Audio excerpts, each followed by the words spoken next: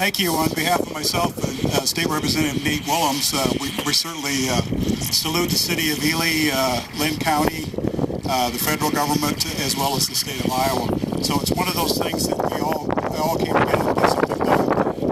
I've served in Des Moines several years now, and one of the things I've always promoted is the idea of all the entities working together to come for a common good. And I think this clearly demonstrates that. With you have the county involved, the city, you have the state, you have the feds, the DOT, and you have private landowners involved also. So it's a public-private partnership.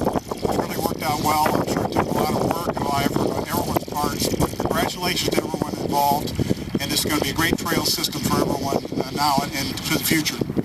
So one aside, a few minutes ago I dropped off State Senator Rob Hoover at his office in Cedar Rapids, and he was going to change clothes, get on his bicycle, and ride down here. So I hope you're watching for Senator Hogue when he rides in on the trail here. So congratulations to everyone. Thank you.